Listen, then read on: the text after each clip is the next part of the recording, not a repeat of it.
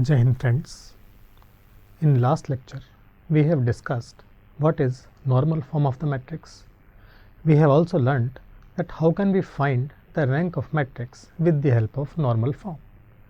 We are now going to start another method of finding rank of a matrix, and for this we need to understand what is row echelon form of a matrix. A matrix is said to be in row echelon form if all rows consisting of only zeros are at the bottom. The leading coefficient, also called pivot, of a non-zero row is always strictly to the right of the leading coefficient of the row above it. We shall call row echelon form as echelon form for simplicity. We need to first understand this definition. So, I clarify this definition with some more details. Basically, there are two requirements for a matrix to be in echelon form. First requirement is if some rows are having only zeros, then these rows must be at the bottom of the matrix. Means if there are any rows in the matrix, if any, which are having only zero elements, then these rows must be at the bottom part of the matrix, in last part of the matrix. Second requirement is the number of zeros before leading coefficient, that is first non-zero element, in remaining rows must be in increasing order. Thus, what are the two requirements? Number one, if there are any rows which are having only zero elements, then these rows must be the bottom rows of the matrix, first requirement. And the second, in remaining rows, the number of zeros before leading coefficient, that is first non-zero element, must be in increasing order. We shall understand this form with the help of examples now. Consider this matrix. In this matrix, these two rows are having only zero elements.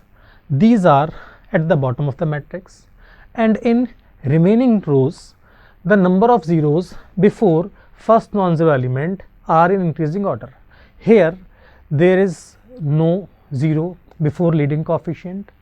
Here it is 1 0, and here there are two zeros. Thus 0 1 2, it is increasing order. So this matrix is in echelon form. Consider next example. In this example, we have seen that these rows are having all elements as zeros. These zeros are at the bottom. In remaining rows, the number of zeros before leading coefficients are in increasing order, because here is nil 0 before this one, here is 1 0 before this one. So this matrix is again in echelon form. Similarly, this matrix is again in echelon form. Why? Because we see that there is no row in the matrix in which all elements are 0.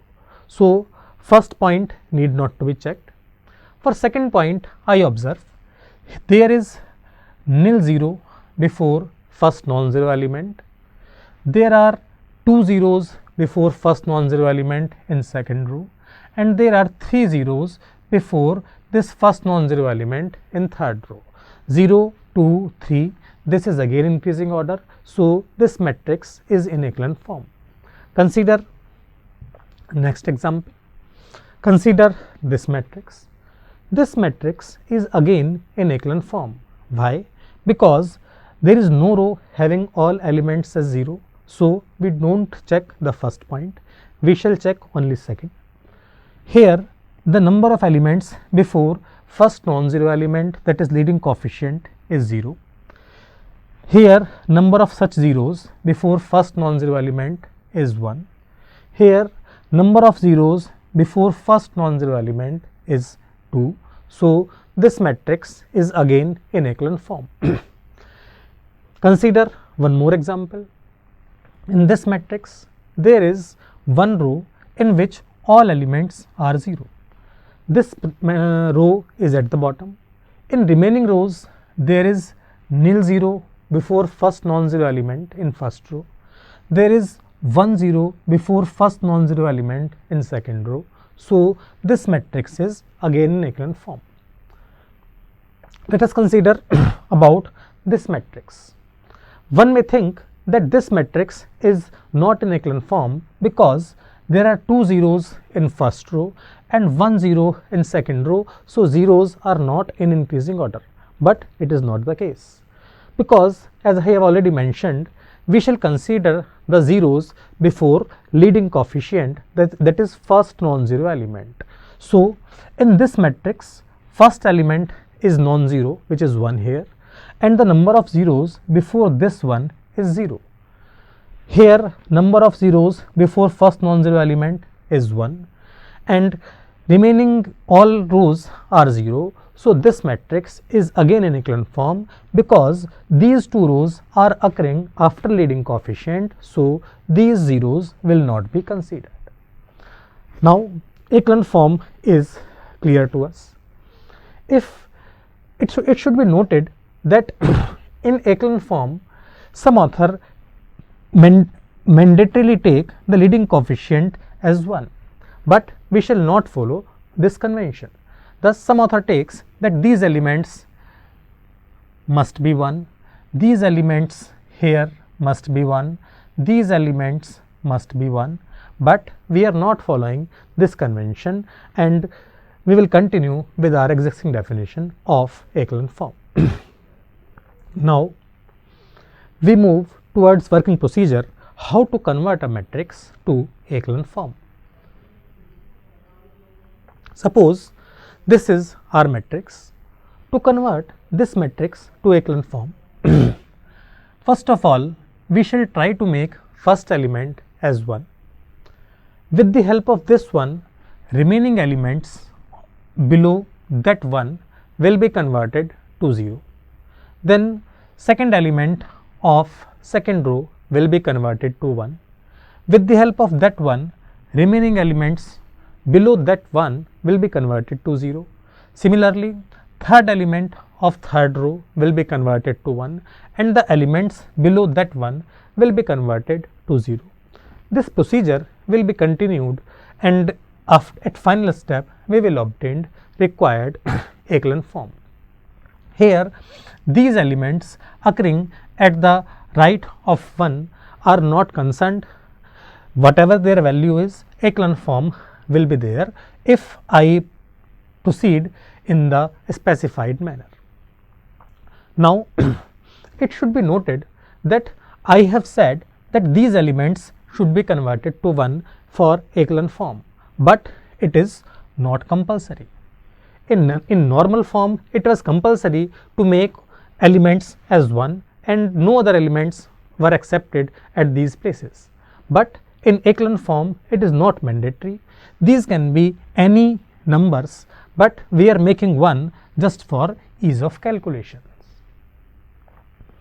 One more thing, in echelon form, we have already mentioned that it is basically row echelon form, which is said as echelon form by us. So because it is row echelon form, so we are permitted to use only row transformations to make echelon form. However, if column transformations are used, then rank will be unaltered due to properties of matrices, but in row echelon form we shall not use column transformation, we shall use only row transformations. Now if a matrix is converted to echelon form, then how to find the rank of the matrix? It is not difficult at all. The rank of matrix will be number of non-zero rows in echelon form of the matrix. Thus we shall count only those rows which are having some non-zero elements, and number of such rows will give the rank of the matrix. Thus, for example, if I consider these matrices, then in this matrix 1, 2, 3, there are 3 non-zero rows. So rank of this matrix will be 3. In second matrix, there are only 2 non-zero rows. So rank of this matrix will be 2. Here 1, 2, 3, all 3 rows are having non-zero elements. So, these all 3 rows are non-zero rows. So, rank of this matrix will again be 3. For this matrix, this row and this row, each of these rows having non-zero elements. So, rank of this matrix will again be 3. Similarly, in this matrix, the number of non-zero rows is only 2. So, this matrix will be having rank 2, and the rank of this matrix will also be 2. Now, how to convert a matrix to echelon form we have understood. Now, we illustrate the procedure to finding rank by echelon form with the help of example. Example says, find the rank of the following matrix by reducing it to echelon form. This matrix is given. We want to convert this matrix to echelon form, and then we want to determine its rank. To convert this matrix to echelon form, first of all, I write name of this matrix as matrix A. Now, to convert this matrix to echelon form, I shall first introduce 1 or minus 1 or any other convenient element at this place. We shall try to introduce 1 or minus 1. With the help of this element, remaining 2 elements of first column will be converted to 0. Then this element will be converted to 1 or minus 1, and then remaining elements of that column below that element will be converted to 0, and this procedure will be continued till we get required echelon form. First of all, I convert this element to 1. In fact, minus 1 will make no difference. So, I convert this element to minus 1 by applying this transformation R1 replaced by R1 minus R2. Applying this transformation R1 minus R2, the elements of first row will be converted to 3 minus 4, 2 minus 2, minus 1 minus 6, and I will obtain this matrix. Now, this element is converted to minus 1. With the help of this minus 1, we can convert remaining elements of that column below this element to 0 without any difficulty. With the help of this matrix, we will now continue to convert these 2 elements to 0. For this, I apply again suitable transformations. This is 4, and if we apply this transformation R2 replaced by R2 plus 4 R1, this element will be transformed to 0. Similarly, if I apply this transformation R3 plus 7 R1, then this 7 will also be converted to 0. Now, applying these transformations, I obtain this matrix. After this, we will now convert this element 4 to 0, because it will ensure that the number of zeros in non-zero rows is in increasing order. When I apply this transformation R3 replaced by R3 minus 2 R2, this 4 will be transformed to 0. This minus 44 is again transformed to 0, and thus I observe that in this matrix last row is having only 0 elements, and in remaining rows the number of zeros before first non-zero element is 0 in first row and 1 in second row. Thus, the rows having all elements at 0 are occurring at the end, and the remaining rows are having number of zeros before leading coefficient in increasing order, and therefore, this matrix is in echelon form. When matrix is in echelon form, there is no difficulty in finding its rank, because rank of matrix is number of non-zero rows in echelon form. For this row is having only zeros, so it will not be counted, but remaining 2 rows are having non-zero elements, so number of such rows is 2, and same is the rank of the matrix. What is done? Let me sum up once again. This matrix was given. We were to find its rank by reducing it to echelon form. First of all, I converted this element to -1 by suitable transformation. With the help of this -1, remaining elements were converted to 0 in that column. I obtained this form. Now, we have seen that this element was to be converted into 1 or -1, but we can observe that with the help of this 2, there is no difficulty in converting this 4 to 0. So, I skipped the step when we convert this element to 1, and I directly applied this transformation, so that the number of zeros was arranged in increasing order in non-zero rows. The last row was completely 0, so matrix is in echelon form, and the number of non-zero rows in echelon form was rank of the matrix. Now, we take one more example to understand the procedure for finding rank of a matrix by echelon form. Example says, find the rank of the following matrix by reducing it to echelon form. This matrix is given, and we want to find rank of this matrix by reducing it to echelon form. For this, I shall follow the same procedure. First of all, I call this matrix as A. Now, I shall convert this element to 1 or -1 by suitable transformation. Then these elements below that element will be converted to 0. Then the procedure will be repeated for remaining columns, and finally we will obtain required echelon form. First of all, I observe that it is 2, it is 1. If I interchange these two elements 1 and 2, means these two rows, then this one will be shifted to first place, and then it will be convenient for us to convert remaining elements of the column to 0. So, I apply this transformation R1 interchanged with R3.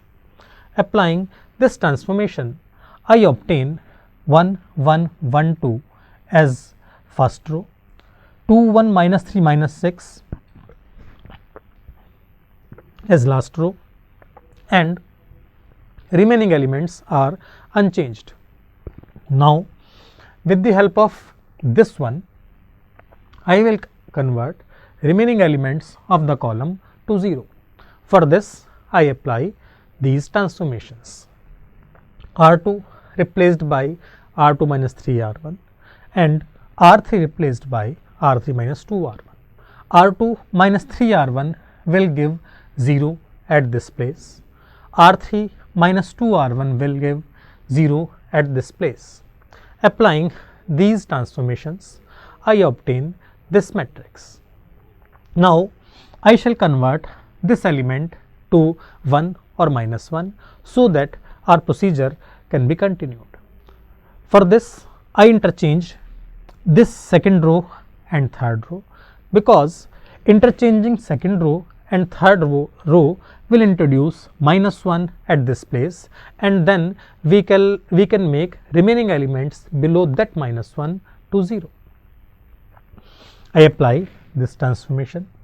Applying this transformation, I obtain -1, -5, -10 at second row, and this -6, -2 and -4 at the place of third row.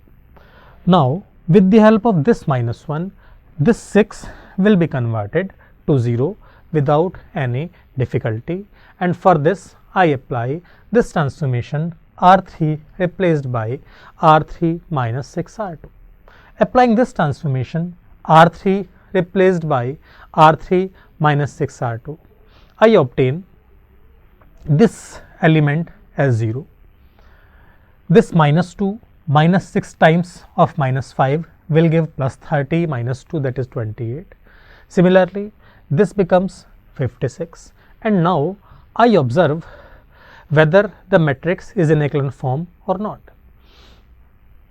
Here we see that there is no row having all elements as 0. In non-zero rows, the number of zeros before this first non-zero element is 0. Here number of such zeros is 1, and in next row the number of zeros before first non-zero element is 2. Clearly 0, 1, 2 is increasing order, and therefore the matrix is in echelon form.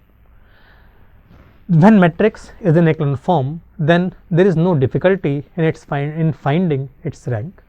Rank of A will be number of non-zero rows in echelon form, and in echelon form we see that this row is having non-zero element, this row is again having non-zero element, and last row is again having non-zero element, and therefore each row will be counted. So the number of non-zero rows is 3, and which is rank of our matrix. Let me sum up once again what is done. This matrix was given. We were to find its rank by reducing it to echelon form. First of all, this element was converted to 1. I obtained this form. With the help of this element, elements below that 1 were converted to 0. I obtained this form. Then this element was converted to -1. I obtained this form, and with the help of this -1, elements below -1 were converted to 0. By doing so, the number of zeros before first non-zero elements was in increasing order. No row was there having all zeros, so matrix is in echelon form, and rank is number of non-zero rows, that is 3. In this example, we can understand the difference of labor work required to find rank of a matrix in both methods. In first method, when we were converting the matrix to normal form, we must convert all of these elements to 0, and this element to 1, this element to also 1. So these elements after these leading coefficients must also be converted to 0 if we try to find the rank by normal form. But here is no such requirement, because number of zeros are considered to find rank of the matrix. Thus the method of echelon form is a more efficient method as compared to normal form, and we will also see that the method of normal form will not be applicable to solve system of linear equations, because that will increase our work to great extent. We will need to calculate the rank of separate matrices in different manner. So we will continue with echelon form in future discussions whenever we are to find rank of a matrix. Now we move towards our next topic, which is rank nullity theorem, and for this we first understand what is nullity of a matrix. Let A be a matrix. The number of linearly independent solutions of the linear system Ax equal to O is called nullity of this matrix A. Rank nullity theorem says that for a matrix, sum of its rank and its nullity is equal to number of columns in the matrix. Thus rank plus nullity is number of columns in the matrix A.